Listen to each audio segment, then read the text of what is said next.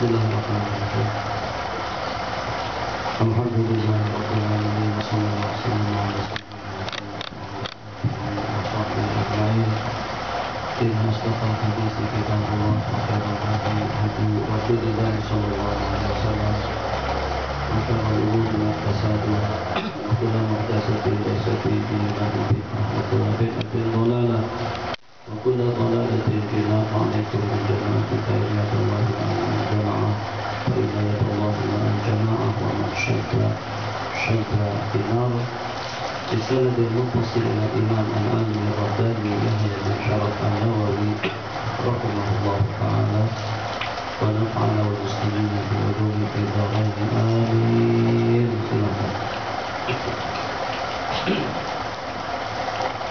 أعوذ بالله من الشيطان الرجيم. الكتاب الأول بسم الله الرحمن الرحيم. الكتاب الأول باب الإخلاص واحتضار النية في جميع الأعمال والأقوال والأحوال البارزة والخفية. وعن أبي هريرة عبد الرحمن بن الصخر رضي الله عنه قال قال رسول الله صلى الله عليه وسلم إن الله لا ينظر إلى أجسامكم ولا إلى صوركم ولكن ينظر إلى قلوبكم. رواه مسلم. Jadi tajuk pendidikan yang pertama yang dibicarakan di sini oleh Imam Nawawi di dalam kitab Riyadhus Shalihin itu tajuk yang membicarakan tentang al-ikhlas dalam segala aktivitas. Ikhlas dengan amalannya, ikhlas dengan perbuatannya, ikhlas dengan pemikirannya, ikhlas dengan kedatangannya, ikhlas dengan perbuatannya. Jadi pakaian kita pada waktu kita berpakaian, minuman kita pada waktu kita minum, makan kita di waktu kita makan, usaha kita di waktu kita berusaha, kerja kita di waktu kita bekerja, santunan kita di waktu kita menyantuni sesiapa saja.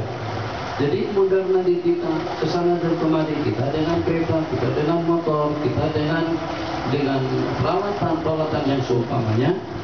Dan juga usaha kita pada saat dengan kita diberikan satu amanah oleh rakyat atau juga oleh sesiapa saja, sehingga dengan kita dipercayakan untuk memimpin sebuah negara.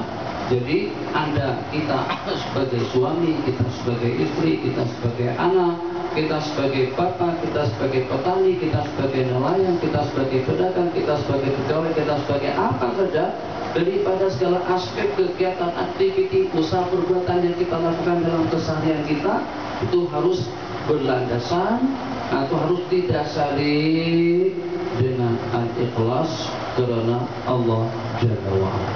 Kenapa harus maju? Sebab kalau ketulusan dan keikhlasan kita itu hanya pada waktu kita sembahyang saja atau pada waktu kita beribadah saja, padahal ibadah kita tidak semuanya sembahyang. Waktu kita bukan semuanya untuk ibadah, waktu kita untuk kerja, waktu kita untuk keluarga, waktu kita untuk makan. Mungkin kalau kita itu dan kalau kita senaraikan, pernah saya sebut dahulu, dari perputaran waktu 24 jam itu terdapat yang paling banyak menghakis dan menghabiskan waktu kita itu adalah tidur. Tidur, bangunkan yang tidur. Tidur, bangunkan yang mengantuk. Bangunkan yang mengantuk. Yang mengantuk, pengantukan yang mudah. Ngantuk kan? Angkat kepala, jangan terlalu busuk. 8 jam, Masya Allah, tabarakallah, tidak kurang daripada 8 jam. Belum lagi tidur pada khutbah disampaikan. Bila Insya Allah dosa, khutbah tidur juga. Insya Allah tabarakallah, pengajian tidur juga. Baca malam Jumat tidur juga. Jadi kalau yang 8 jam dari itu sia-sia daripada kehidupan seseorang, berarti tersita dan terhakis daripada waktu dan peluang kita untuk kita menuju Allah, untuk kita menempuh jarak yang begitu jauh, kira-kira dalam berapa turuk, dalam berapa jalur, dalam berapa asbab agar dengan kita menjadi orang yang dekat kepada Allah. Dikatakan jalan untuk menuju Allah itu tidak terhitung banyaknya. Jutaan jalan. dan masing-masing menempuh ikut kemampuannya. B. Ada di antara daripada hamba-hamba Allah yang menempuh jarak yang segitu jauh, hijab min nur, dalam berapa puluh ribu hijab antara kita dengan Sang Pencipta. Tapi ada di antara daripada hamba-hamba Allah boleh menembus hijab yang mendinding atau juga yang memisah antara mereka dengan Allah. Itu ternyata dapat mereka tembus dalam sekelip mata memandang. Di antaranya daripada kumpulan tersebut adalah kumpulan Saharatul Fir'aun. Jadi panjang ceritanya, kita tanah ceritakan kumpulan daripada penyihir Fir'aun yang mencabar leluasa mukjizat Nabiullah Musa alaihissalam. Pada saat pertandingan akan dilangsungkan, ketika pertandingan akan dimulakan, maka Nabiullah Musa berkata kepada mereka, "Alqu, silakan saja kalian lemparkan tongkatnya, sihirnya, santetnya, ilmu hitamnya masing-masing." Jadi pada saat itu Nabiullah Musa pun nampak seperti ketakutan. Pada saat ketika melihat tongkat-tongkat mereka itu berubah menjadi ular, maka Allah firmankan kepada Nabiullah Musa alaihissalam untuk melemparkan tongkat beliau. Begitu beliau lemparkan tongkat beliau tadi itu, ternyata berubah menjadi ular yang paling besar dan memakan semua ular-ular yang dilontarkan oleh penyihir daripada Fir'aun. Jadi pada saat itu tukang-tukang sihir itu mengatakan, "Amanna bi Rabbi Musa wa Harun." Kami beriman dengan Tuhannya Nabiullah Musa dan Harun. Jadi kata Fir'aun, "Amantum law qabla an adzana lakum?" Apakah kalian beriman dengan Nabiullah Musa sebelum aku mengizinkan bagikan permit dengan cop jakim terlebih dahulu? Jadi gunanya macam itulah. Mana boleh. Antum tuh hidupnya dengan aku, yang bagi hidup itu adalah aku, yang bagi duit itu adalah aku, yang bagi gaji itu adalah aku. Tak akan percaya kepada Fir'aun tanpa izin dan restu daripada aku. Lauqati'annakum, aku akan potong tangan dan kaki kalian dan kemudian aku akan salib kalian semuanya. Jadi kata mereka menjawab, lakukan apa saja yang nak Tuhan inginkan. Inna ila rabbina munqalibun. Dengan penuh keyakinan, tersemat iman pada saat itu menjadi orang yang arif, di mana dengan keyakinan yang mereka miliki pada saat itu sudah sanggup untuk mencabar ancaman daripada Fir'aun. Bukan ancaman hantar ke Bukit Aman, bukan ancaman akan dipulangkan daripada negara asal. Nah, ancaman daripada Fir'aun akan aku potong tangan dan kakinya dan akan aku bunuh. Kemudian selepas itu kalian akan kusalib. Qalulah baik, tidak problem, tidak masalah, tidak takut, tidak risau, sebab kami akan kembali kepada Sang Pencipta, kepada Allah Jalla wa'ala. Itu menempuh hijab yang begitu tebal tadi itu, dalam sekelip mata memandang menjadi orang yang paling yakin di permukaan bumi. Kembali. Nah, jadi misalnya jarak yang nak kita tempuh, maka Allah tabarakallah dari sini kita nak menuju Epo, Peneng, Alustar. Perjalanan kira-kira dalam 5 jam daripada sini. 5 jam ini kira-kira dari dalam 500 km lebih kurangnya. Jadi kalau 100 km itu dalam 1 jam, berarti kita perlukan waktu dalam 5 jam cukup. Sebagian dalam 3 jam sampai, sebagian dalam 2,5 jam pun juga boleh. Bagaimana caranya? Udah jalan. Kalau kelajuan kita dalam 181 jam, berarti untuk 500 km itu hanya memerlukan waktu tidak lebih daripada dalam 2,5 jam saja. Itu pun kita sudah kelebihan waktu. Jarak yang tadi ditempuh sudah habis. Ini cerita nih, Labuan. Kawan-kawan kita di Labuan pakai Alphard, Lantrasan, kereta mewah, besar-besar, mahal. Tapi mewadunya slow sekali. 60, paling laju 80 semalam tuh. Lantrasan paling laju 80, itu pun kita terasa nikmat sekali. Allahu Akbar. Rupa-rupanya laju juga sedikit, 80 aja. Itu kalau kaki di sini pun sudah 120. 60 jam 60. Allah, rugi betul. Sampai Haji Sarun stres di dalam kereta itu. Haji di kereta ini bercakap-cakap, katanya aku ini punya kemampuan, aku ini boleh digunakan dalam 180 km dalam 1 jam. Kenapa aku digunakannya setakat dalam 80-60 saja 1 jam? Yang mengeluh pada saat itu, tapi tidak ada yang mendengar, santai. Apa kata mereka? Nak pandu laju macam mana? Dari ujung ke ujung setakat 20 km ya. Bukan 500, 20 km saja. Daripada ujung Labuan sampai ke ujung Labuan, kalau kita memandu dengan kelajuan kira-kira 160, 1 jam,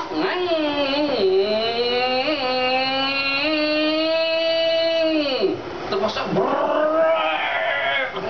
macam tu kita kena break. Kenapa? Habis jalannya.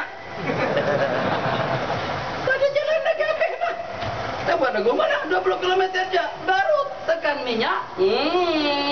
Kalau kita biarkan saja, kereta itu akan menyeberang, bukan lagi sampai ke Labuan, sampai ke Kiki, kemudian sampai ke Brunei. Masya Allah, tabarakallah. Melalui mana? Melalui sungai, melalui laut.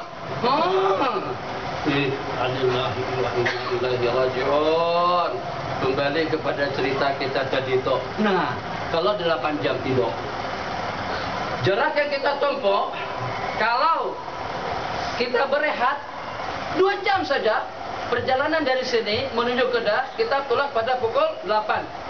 Berarti perhitungan waktu kita akan sampai pada pukul 12. Itu sederhana, 120, 130 itu sederhana lah. Boleh disimbang lagi. Allah sana mati pun masih dan syahadat tadi. Allahu Akbar. Terus ada yang tidur dalam 2 jam saja, ada dalam sepertiga waktu saja, 1 jam setengah dia berehat. Berarti kita akan ketinggalan dengan teman kita masih di sini, teman kita sudah tidur. Kita tak nak perjalanan waktu kita untuk akhirat seperti itu. Kenapa? Gara-gara kena tidur, gara-gara kena sibuk, gara-gara kena ngelamun, gara-gara kena santai, gara-gara kena di tepi pantai, tempat rekreasi. Itu hebatnya. Itu perlunya dengan kita meletakkan niat dalam segala aktiviti, supaya tidur kita, perjalanan yang memakan waktu tidak kurang daripada 8 jam kali umur, berarti umur 90 tahun tidak kurang daripada 30 tahun kita itu adalah tidur. Belum lagi tandas bolak-balik keluar masuk, belum lagi makan minum, belum lagi menguap. Masya Allah, tabarakallah, menguap pun berapa kali? Banyak sekali. Masya Allah, tabarakallah. Kalau kita campur-campur itu semuanya, ketinggalan jauh kita daripada orang-orang wasilin, orang-orang yang wasil. Tanya Ustaz Fadil, macam mana keadaan di Yaman? Orang tarawih sampai 100 rakaat tiap malam, sampai subuh baru tidur. Kita tarawih hanya sampai pukul 9.30 saja. Setelah 4 kali salam, Assalamualaikum warahmatullahi, Assalamualaikum warahmatullahi.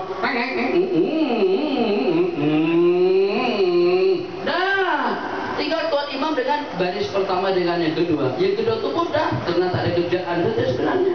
Kalau ada pincin dah, yang pincin pun keluar juga. Tuhan Ramadan. Kita anak ketinggalan jauh dengan mereka. Jadi orang-orang dahulu sepanjang malam, adik-adik, semalaman baca buku, bukan setakat pada pukul 9. Haram kalau mengantuk pukul 9. Tak boleh mengantuk. Tak ada Ustaz Fadil, tak ada. Kita tak payah tengok, biar saya yang tengok.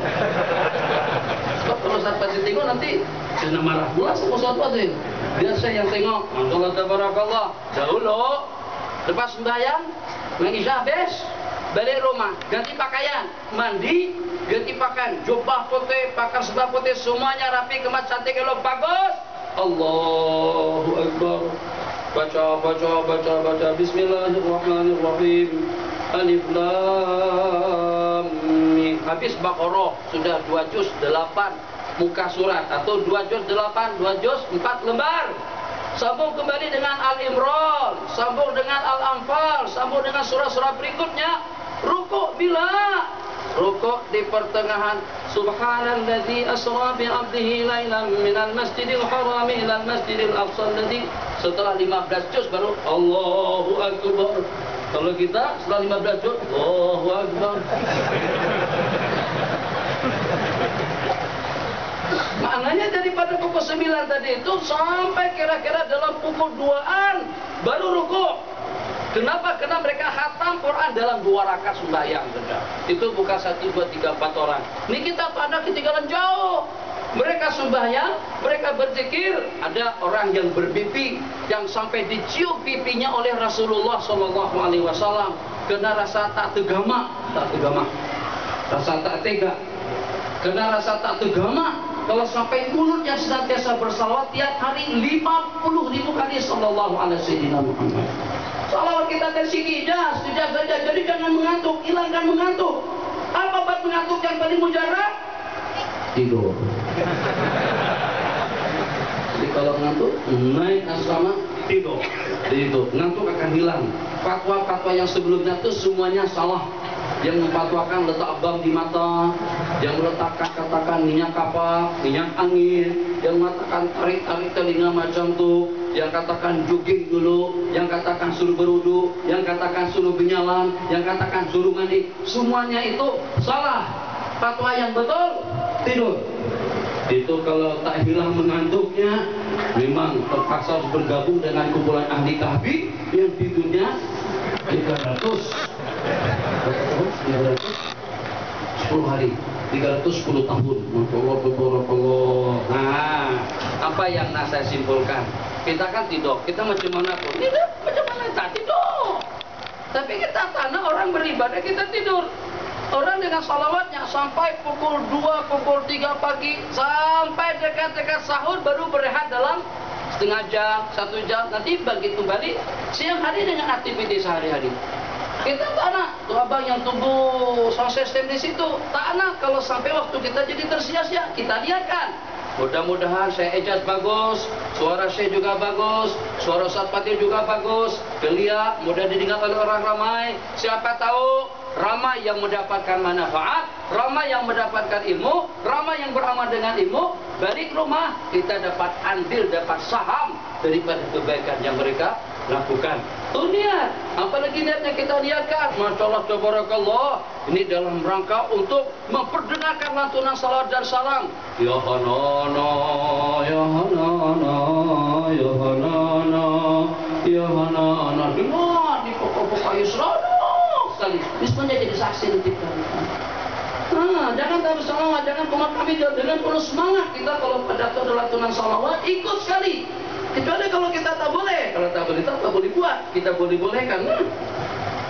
Jadi paling tidak kita bagi sokongan. Sokongan macam mana? Anggukkan kepala lah paling tidak.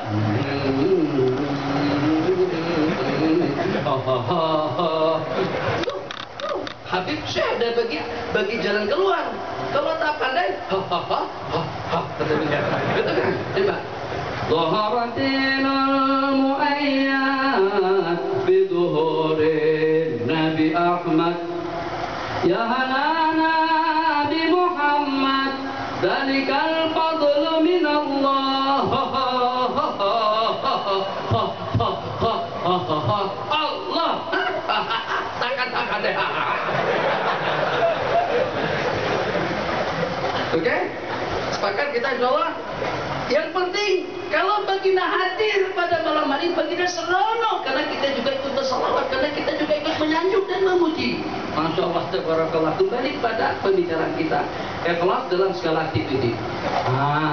Pisang gorengnya, ayam gorengnya, nasi gorengnya, apa saja yang digoreng, apa saja yang dimakan, nawaitu terlebih dahulu bagi lawa, bagi cantik, supaya penampilan kita mempesona, bagi lawa, bagi cantik, bagi bagus, supaya pasangan kita suami istri pada saat menikmati makanan yang tersajikan itu dengan penuh nafsu, maksudnya dengan penuh selera. Masya Allah, lalu betul.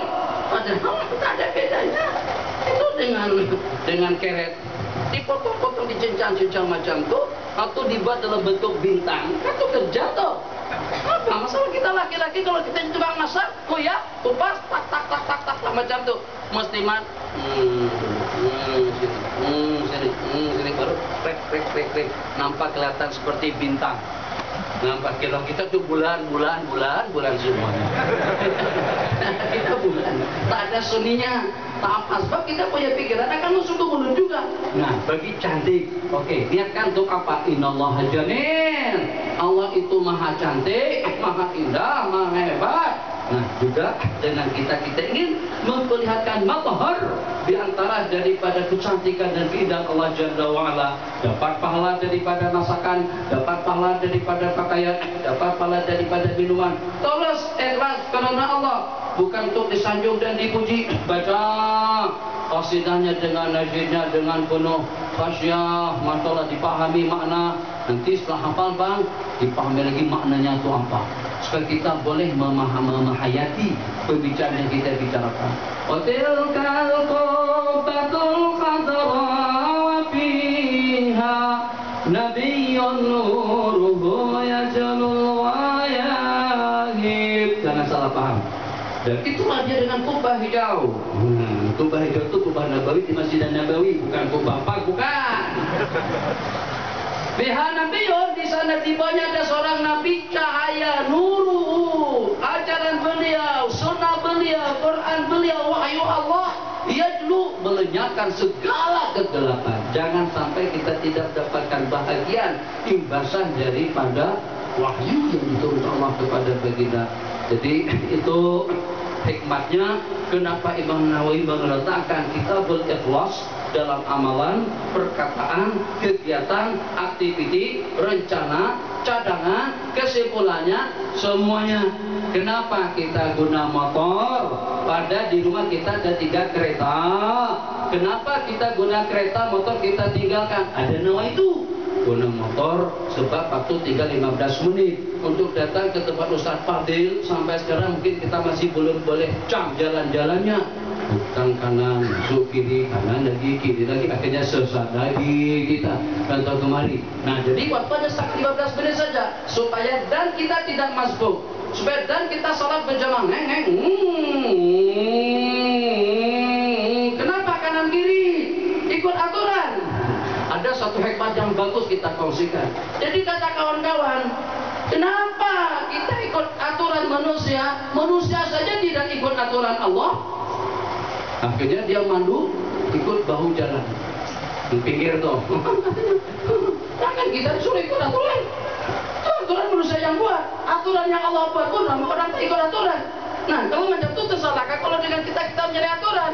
Kalau kosong kiri, potong sebelah kiri. Kalau kosong kanan, ambil jalan kanan. Kalau kosong sebelah kanan, putar kanan dan kiri. Itu baru mandu cermat. Kalau mandu yang strip saja, ada kereta di depan, bagi lampu, bagi horn. Orang tadi itu, Masya Allah, tabarakallah, alaiha nahya wa alaiha namun. Hidup selama-lamanya di jalan itu, tak bagi laluan sama kita. Di horn tak bagi laluan, lampu tak bagi laluan, akhirnya kita pun ikut dia. Itu berarti dia telah mengatur hidup kita. Kita tanah diatur sama siapa? Kalau kita mengatur diri kita sendiri, potong daripada sebelah kiri. Kalau perlu, melompat jalan di atas. Oke? Nah, itu kehidupan. Nawaitu. Guna kereta bagus, punya tenaga kuat, powernya kuat, supaya kita dapat cepat sampai ke tempat tujuan. Boleh kita tidak masbuk, boleh kita bersilaturahmi, bersalam-salaman dengan kawan-kawan, boleh juga dengan kita beraksi sejenak. Niat yang semacam itu akan ada ganjaran pahalanya di sisi Allah. Jadi supaya yang mengaji ikhlas, yang mengajar pun juga ikhlas, yang belajar pun juga ikhlas, yang datang pun juga ikhlas, maka bab ikhlaslah yang Imam Nawawi sebutkan pada tajuk perbincangan yang pertama di dalam kitab Riyadhus Shalihin. An Abi Hurairah Abdurrahman ibn Sahar radhiyallahu ta'ala anhu qala Rasulullah sallallahu alaihi wasallam, innallaha la yanzuru ila suwarikum wala ila ajsamikum walakin yanzuru ila qulubikum wa a'malikum. Riwayat daripada Sayyidina Abu Hurairah. Sayyidina Abu Hurairah ini, Abu Hurairah artinya bapak kucing. Bang, kalau seseorang itu jadi bapak kucing, mau tidak mau berarti dia punya anak kucing kan? Sebab kalau dia tak punya kucing, takkan dia jadi bapak kucing. Yang jadi bapak kucing karena dia punya anak kucing. Kadang-kadang orang tua marah-marah ke anak sampai menyumpah-nyumpah, anjing awak nih. Kata anak, kalau anjing, papa juga anjing juga. Sebab takkan anjing, kucing yang melahirkan. Anjing mesti dilahirkan anjing juga. Anak anjing, papa takkan manusia, manusia melahirkan manusia. Itu anak yang kurang asam lah sedikit. Jangan kata macam itu, Pak. Jadi kalau ayah kata macam itu, ya Allah ampuni ayahku, kegarangan ayahku, ketelaluan ayahku. Tapi jangan kata macam itu. Tambah marah ayah, nanti Allah balikan sudut baluk besar kayu besar itu. Masya Allah, tabarakallah. Akhirnya anak inna lillahi wa inna ilaihi raji'un. Kembali, Masya Allah, tabarakallah. Jadi kata ulama, gelar tadi itu Nabi yang bagi. Sebab karena kesukaan beliau itu senang membelah kucing. Kucing bagi makan, bagi tidur, letak atas pohon, diturunkan lagi. Sehingga Nabi kita bagi gelaran kepada Abu Hurairah sebagai Abahir. Nama beliau dari 40 perbedaan pendapat ulama, pendapat yang muktamad, Abdurrahman ibnu Sahar. Panjang kalau kita nak sedikit kongsikan tentang siapa sebenarnya Abu Hurairah radhiyallahu taala anhu. Abu Hurairah, madallah tabarakallah, sahabat Nabi kita, masuk Islam pada tahun ke-6. Yang walaupun beliau hanya sempat berjumpa dengan baginda tidak lebih daripada hanya dalam 5 tahunan saja, tapi dengan Sayyidina Abu Hurairah radhiyallahu taala anhu dapat meriwayatkan hadis-hadis baginda lebih daripada 5.000 buah hadis. Orang hadis jadi kaget. Mana ada, mana mungkin. Takkan dengan riwayat Abu Hurairah lebih banyak daripada Sayyidina Abu Bakar, daripada Sayyidina Umar, daripada Sayyidina Utsman, yang dengan mereka sejak daripada kebangkitan, sejak daripada Nabi kita dibagi sebagai Nabi dan Rasul, Sayyidina Abu Bakar sudah beriman dan juga sudah percaya dengan beliau. Riwayat beliau tidak sampai dalam 200-an, sehingga orientalis mengatakan itu tidak betul. Tidak betul macam mana? Kalau 5 tahun, 5 tahun itu berapa hari, Pak? Berapa hari? 5 tahun kali 360. Berapa? 5 tahun kali 360. Berapa, Bang? Berarti 1.800 hari. 1.800 hari. Kalau kita bagikan dengan riwayat yang 5.000-an tadi itu dalam satu hari belum ngapa 3 buah hadis ya. Kalau beliau hafal 3 buah hadis kali 1.800 pun itu sudah lebih daripada 5.000-an. Jadi kenapa yang pelenya dari sudut mana? Tapi itulah yang jelas-jelas macam itu juga tetap diberikan konkret dan juga banyak jawabannya karena beliau yang mengambil peluang waktu sepanjang waktu beliau hanya semata-mata dengan Sayyidina Rasulullah SAW.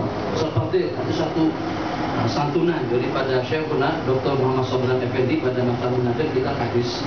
Jadi kata beliau, kan kita teringat pada masa Nabi kita khutbah Id, pada waktu Nabi kita laksanakan sembahyang Lebaran, setelah selesai salat Lebaran dilaksanakan, maka Nabi kita mendatangi kaum ibu, kaum muslimat untuk menyampaikan tausiah kepada mereka. Dengar hari itu. Jadi pada waktu itu yang berangkat bersama baginda Nabi adalah Sayyidina Bilal Al-Habasyah. Nabi kita targhib sedekah. Saya tengok kebanyakan daripada kalau itu daripada penghuni neraka. Sedekahlah, dermalah, sumbanglah, infakkanlah sebagian daripada hartanya. Jadi kata Sayyidina Bilal, aku tengok ada yang menanggalkan sumbangnya, rantainya, gelangnya. Masya Allah tabarakallah. Seketika Nabi kita targhib, seketika Nabi kita ajak mereka untuk berbuat kebajikan, seketika itu jawabannya daripada mereka. Yang menarik, jadi kata beliau, kenapa Sayyidina Bilal yang dibawa di halayak kaum muslimat? Sebab Sayyidina Bilal itu orangnya hitam.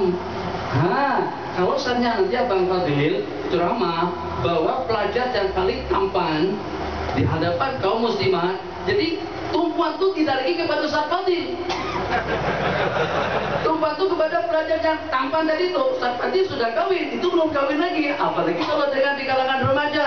Jadi Nabi kita pilih Sayyidina Bilal, maka ketampanan bagi Nabi itu akan lebih kelihatan. Apa yang Nabi kita sampaikan, apa yang Nabi kita pelawakan akan mendapatkan sambutan dan perhatian. Kenapa? Sebab kalau tengok di situ Sayyidina Bilal, Sayyidina Bilal berkulit hitam, yang tampan baginda Nabi. Coba kalau misalnya baginda Nabi dengan Fadl bin Al-Abbas ibn Abdul Muttalib. Kalau dengan Fadl, pada saat Nabi kita berfatwa di Mina, Ada seorang wanita Khasamiyah menanyakan, ya Rasulullah, ini saya bawa anak, kalau saya hajikan anak saya ini, agak-agak aku dapat pahala tak? Jadi kata Nabi kita, kata sahabat yang meriwayatkan, maka si perempuan tadi itu saat matanya kepada Nabi, itu saat matanya kepada Fadl pun juga tengok perempuan tadi itu. Nabi kita lindungi sebelah sini, nanti sebelah sini, Nabi kita lindung, Nabi kita pusing, Nabi kita putar kepala beliau. Akhirnya Al-Abbas, pak saudara bagi Nabi, jadi jomblo. Kenapa ya Rasulullah? Kamu lindungi anakku untuk bertatap muka dengan wanita cantik tuh. Nah, itu kan. Jadi misalnya kalau Abang Sanusi kita bawa pengajian, enggak, Abang Sanusi jangan, bagi orang yang hudu-hudu saja. Supaya orang bagi tumpan kepada pengajian kita. Itu diantara daripada yang Nabi kita lakukan dengan beliau memilih Sayyidina Bilal bin Rabah radhiyallahu taala anhu. Ini yang beliau tambahkan. Saya pikir betul juga, masyaallah tabarakallah, satu faedah yang patut untuk kita kongsikan. Kembali kepada Sayyidina Abu Hurairah tadi itu, masyaallah tabarakallah, dikatakan Sayyidina Abu Hurairah telah berhasil meriwayatkan sejumlah tidak kurang daripada dalam 5.000 buah hadis Rasul sallallahu alaihi wasallam. Jadi kalau saja beliau itu tak kerja, tak berzikir, tidak bertasbih, tidak beribadah, kalau seandainya santai saja di sepanjang hidup beliau sampai mati sekalipun, beliau sudah mendapatkan keuntungan yang banyak daripada hadis-hadis yang beliau riwayatkan tadi itu. Tentang sembahyang, ribuan orang yang beramal hadis tentang sembahyang, ribuan orang yang beramal dengan hadis yang berkenaan dengan puasa, dengan zakat, dengan zikir, dengan tasbih. Masya Allah tabarakallah. Tapi dalam waktu yang sama itu tidak menghalang atau juga tidak membuat beliau merasa cukup dengan waktu dan kesempatan. Tetap saja waktu beliau gunakan untuk kebajikan. Hadis yang diriwayatkan, sesungguhnya Allah Subhanahu wa taala kita berhenti pada pukul 10. Boleh? Boleh? Tengah jam dia lagi. Dalam mana? Ya Allah, ya Allah. Atau sampai pukul 11 elok. Hah? Ada mie goreng. Maka untuk tambah mie goreng itu setengah jam. Sesungguhnya Allah Subhanahu wa taala la yanzuru ila suwarikum. Jadi yang walaupun kita hudu bang, janggut kita setakat 2 helai aja, sampingan kita dengan orang Pakistan. Nah, saya tak pandai bahasa Pakistan, jadi tak tidak bahan ini kini hara ada bara. Ya Allah, ya Allah. Hehehe tidak huru, tidak. Walaupun kita kapan dia berdoa, dan itu janggutnya tebal sekali. Tak perlu cemburu, tak perlu kita merasa kedil. Tidak perlu dengan kita kalau dengan bahasa sana merasa minder. Kenapa? Sebab yang walaupun kita kecil, yang walaupun kita kecil, yang walaupun kita hudu, maaf dengan bahasanya, walaupun kita jelek, tetap saja seruan daripada kita, ya Allah, akan mendapatkan perhatian daripada Allah sebagaimana yang Allah perhatikan semua orang-orang yang mulia. Sekarang nih tuan-tuan muslimin muslimat, kita sebut kemarin, untuk cari sokongan sekarang susah sekali. Jangankan dengan sumpah kita yang tak ada apa-apa, duit tak ada, tampan tidak, kereta pun juga kereta buruk, tak ada jawatan, tak ada kedudukan, tak ada apa-apa. Orang-orang yang punya jabatan pun menteri, diantaranya Perdana Menteri, diantaranya DU, diantaranya yang berhormat, diantaranya yang amat-amat berhormat pun sekarang untuk mendekati orang-orang yang tak ada kedudukan, yang tak ada jawatan, Pak Atam, Pak Su, Masu, Pak Ati, Pak Jang, Pak Ru, Pak Nam, semuanya itu didekati sama mereka. Itu pun kalau seadanya, tak ada sedikit oleh-olehnya, buah tangannya, orang tak nak pangkah, orang tak nak sokong. Apalagi kalau dengan sumpah kita tidak ada jawatan, untuk kita dekat kepada orang-orang yang ada kedudukan.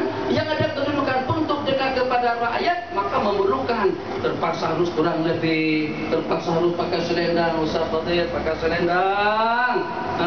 Masya Allah tabarakallah. Dulu tak pernah ada tasbih. tasbih, kena bawa tasbih. Dulu tak pernah pergi ke surau. Dulu tak pernah berdiri lepas Facebook, bahkan tak nampak batang hidung. Sekarang, Allah. Kenapa? Untuk mendapatkan sokongan. Masya Allah, tabarakallah. Nih ternyata dengan kita Masya Allah, tabarakallah, kerdil, bodoh, miskin, lasa, sangseng, seperti apa saja statusnya, seperti apa saja kedudukannya, Allah dengan lantunannya Allah akan satu. Itu hanya dengan Allah. Maka cintailah Allah. Allah lah yang pertama, Rasul lah yang kedua. Sebab tidak ada yang memberikan tumpuan dan perhatian untuk kita dekat kepada Allah ataupun juga untuk kita dekat kepada Rasul. Tidak ada security, tidak ada guard, tidak ada penamaan, tidak ada yang menseleksi. Kalau kita nak bersalawat, ya Imam ar-Rusuli ya sanadi, takut. Ya Imam ar-Rusuli ya sanadi, ya Imam ar-Rusuli ya sanadi. Itu 10.000 tajwidnya tersalah. Apalah lagunya iya, tapi tajwidnya salah. Yang panjang dipendekkan, yang pendek dipanjangkan. Pada saat kita besar macam itu, sallallahu alaihi wasallam, sallallahu alaihi Muhammad. Yang walaupun kita di pojok sana, tuh kita di tempat yang gelap. Allahumma shalli ala sayyidina Muhammad sallallahu wasallam alaihi langsung roket.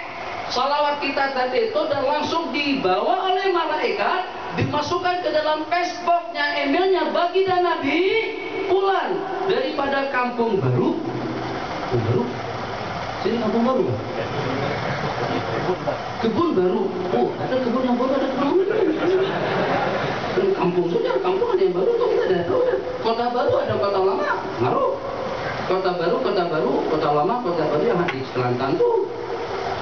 Udah kampung lama, kampung baru tuh di GL. Sementara sini kebun baru. Masya Allah, tabarakallah. Oke, tak masalah. Masya Allah, tabarakallah. Langsung saja sampai. Tapi kita kata, orang kebun baru tak dikenal lagi, jarang-jarang bersalawat, jarang-jarang ikut pengajian, tak payah. Jadi mereka laporkan. Nabi kita kata aku sibuk. Tak ada langsung semacam itu. Dari kampung baru kah, dari dusun kah, dari kampung asli kah, daripada laut kah, daripada mana saja. Kalau salawatnya banyak, maka dia akan lebih dikenal. Kalau salawatnya banyak, namanya akan dipajangkan. Kalau salawatnya banyak, semakin banyak salawat dan balasannya daripada Allah Jalla wa'ala. Ada pangkat, tak ada pangkat, tak kisah. Sebab itu adalah layanan daripada Allah dan Rasulnya. Sesungguhnya Allah tidak memandang kepada rupa-rupa kamu dan tidak memandang kepada badan-badan kamu yang walaupun kurus. Jalannya Masya Allah, tabarakallah. Jalan.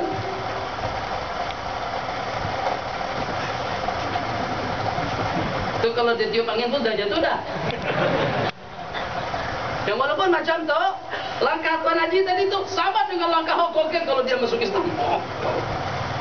Kalau dia masuk Islam, Tuan Haji gagah ke masjid, Masya Allah, tabarakallah, jalan betul-betul kuat, nahap, tegak.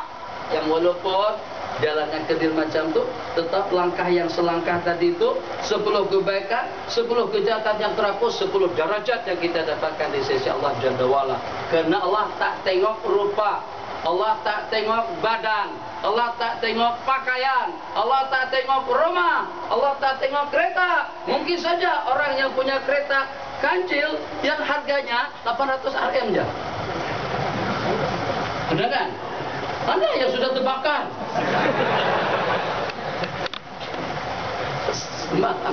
Ini bukan cerita ni. Anda beli majalah kereta di Indon, namanya kereta laku. Mobil laku, namanya mobilku atau mobil laku. Jadi situ ada satu buah Mercedes ditawarkan 18 juta. Mercedes tadi itu sudah, ya Allah, tak ada muka, semuanya tak ada, tinggal kerangka saja lagi. Jadi dia katakan kereta Mercedes terbakar. Kok tak orang nak kerangkanya nanti baru dibuat mata, dibuat telinga, hidung dan lain sebagainya. Nah, ya, jadi macam tu. Yang walaupun keretanya murah, yang walaupun naik motor, yang walaupun pakai bisikan, yang walaupun jalan kaki, boleh memotong, dia boleh mengalahkan sesiapa saja. Kenapa? Sebab kita tidak lagi bermuamalah dengan makhluk. Demi Allah kawan-kawan, kalau seumpama antum pergi ke istana Tuan Sultan Abdul Halim, tak akan dibuka pintu, tak akan dilayan. Mungkin dengan jauh agak sopan santun, adik minta maaf dek, adik minta maaf, tuanku tak boleh atau tak ada waktu untuk bagi peluang untuk ketemu sama kalian. Jadi nanti saja ya, barangkali kapan-kapan kalau ada waktu nanti kalian akan hubungi. Insya Allah sampai hari kiamat kita tidak akan dihubungi. Siapa kita? Tapi kalau kita menteri, kalau kita gubernur, kalau kita kenal dengan beliau atau kita wakil kedah, katakanlah seperti Syekh Nikmat almarhum misalnya, Syekh Nikmat menjadi penasihat kepada Sultan Abdul Halim, betul kan? Nah, pernah berguru lagi, belum pernah ajak lagi, masya Allah kuliah pada itu. Jadi kalau dengan Syekh Nikmat masih hidup, datang insya Allah istana akan dibuka. Kita dengan Allah tidak semacam itu. Tengah malam, pagi, petang, duduk, kemanapun keadaan kita, kalau tidak ada yang menonjol, tidak ada kelibat sedikit pun, tetap juga kita akan ditengok dan dilihat oleh Allah Jalla wa'ala seronoknya. Jadi kalau sampai nanti dengan kita tidak mendapatkan kejayaan yang abadi, kalau sampai tidak selamat, kalau sampai tidak mendapatkan surga, kalau sampai tidak mendapatkan kampunan dan juga maghfirah daripada Allah Jalla wa'ala, itu bukan kesalahan daripada Allah dan Rasulnya, tapi itu adalah kefasilan dan kesalahan daripada dirinya sendiri. Memang dia yang akan azab, memang dia yang akan neraka, waliyadzubillah. Kenapa? Sebab peluang untuk menjadi orang yang paling dekat kepada Allah diberikan kepada semua orang tanpa syarat, tanpa harus mengisi borang, tanpa harus bayar uang, tanpa harus dengan perantara seseorang. Semuanya berleluasa untuk mengucapkan Alhamdulillahirabbil alamin. Sesungguhnya Allah Subhanahu wa taala tidak memandang kepada rupa-rupa kalian dan juga kepada badan anggota tubuhmu, walakin yanzuru ila qulubikum wa a'malikum. Akan tetapi Allah melihat kepada hati dan juga kepada amalanmu. Jadi yang walaupun kita tidak memiliki kelebihan yang membuat orang akan tergugah, yang membuat orang yang akan terpanggil dan tercuit hatinya, yang walaupun kita tidak memilikinya, kalau hati kita bening, kalau hati kita ikhlas, kalau hati kita khusyuk, kalau hati kita memiliki sifat rahmah, syafaqah, kasih sayang kepada semua orang, insya Allah hati kita akan senantiasa menjadi tumpuan, akan menjadi curahan rahmat dan maghfirah, akan menjadi pangkalan nazarah pandangan Allah Jalla wa'ala. Walakin yanzuru ila qulubikum wa a'malikum. Apa amalan yang kita laksanakan? Hadis yang kedua, Bismillahirrahmanirrahim, yang mana saja silakan.